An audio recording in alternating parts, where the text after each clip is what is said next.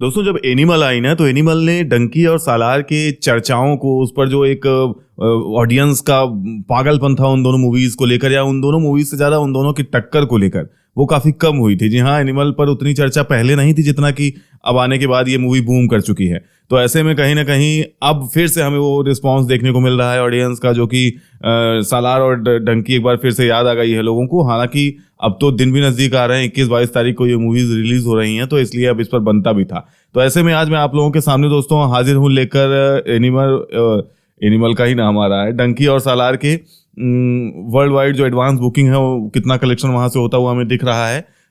डंकी की भी बताऊंगा और सालार की भी बताऊंगा। तो यूएसए में अगर आप देखें सालार के कलेक्शन को, तो वो 6.5 करोड़ का कलेक्शन देखने को मिल रहा है। किससे? एडवांस बुकिंग से दोस्तों। अच्छा, एक बात यहाँ पे मेंशन करने वाली है कि अभी डंकी का जो एडवांस बुकिंग है, अभी 3-4 दिन हुए होंगे, 3 दिन उसको शुरू हुए एडवांस बुकिंग। और अगर आप सालार को देखें तो करीब 12 दिन से ये एडवांस बुकिंग इसकी शुरू हो चुकी है, और सालार का प्रीमियर भी है। तो ये सारी बातें हैं सालार और डंकी में थोड़ा सा डिफरेंस जो देखने को मिलेगा।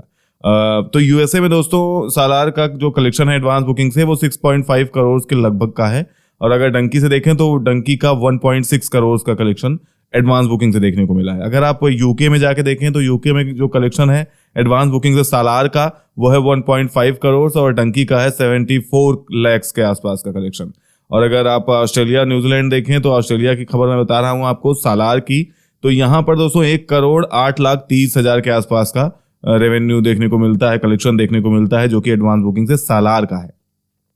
अब अगर आप डंकी पे जाएं दोस्तों तो ऑस्ट्रेलिया की ही न्यूज में दे रहा हूं, ऑस्ट्रेलिया का ही कलेक्शन बता रहा हूं आपको। 99 लाख का कलेक्शन है यहाँ पर, 99 लाख कह लें या 1 करोड़ कह मान सकते हैं, 1 करोड़ 99,97,000 का कलेक्शन है वो आंकड़े, तो 1 करोड़ मान लीजिए। डंकी का भी दोस्तों 1 करोड़ का कलेक्शन है ऑस्ट्रेलिया से एडवांस बुकिंग से।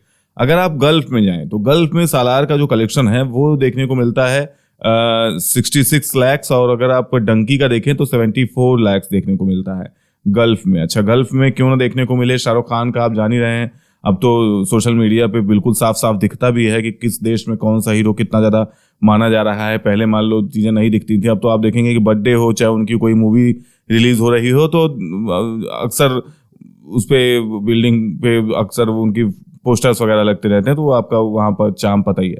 तो अगर यूरोप में जाए दोस्तों तो यूरोप में तो वही यहाँ पर आपको देखने को मिला कि सालार का कलेक्शन थोड़ा सा डाउन है और डंकी का ज्यादा देखने को मिल रहा है, जबकि आपको शुरू में ही बता चुका हूं मैं कि डंकी का एडवांस बुकिंग खोले हुए भी ज्यादा टाइम नहीं हुआ है।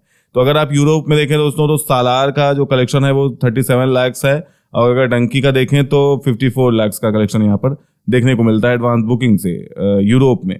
और अगर आप रेस्ट ऑफ द वर्ल्ड देखें तो सालार का 24 लाख क्या 25 लाख मान लीजिए, 25 लाख 25 लाख कलेक्शन है एडवांस बुकिंग से। और डंकी भी अगर आप जाएं तो 31 लाख का कलेक्शन, 31.5 लाख का कलेक्शन यहाँ पर देखने को मिलता है हमें एडवांस बुकिंग से रेस्ट ऑफ द वर्ल्ड में सालार और डंकी का। तो दोस्तों ये अपडेट्स हैं, और कहीं कहीं सालार हमें अब ऊपर जाते हुए दिखती है, कहीं कहीं डंकी हमें ऊपर जाती हुई दिखती है।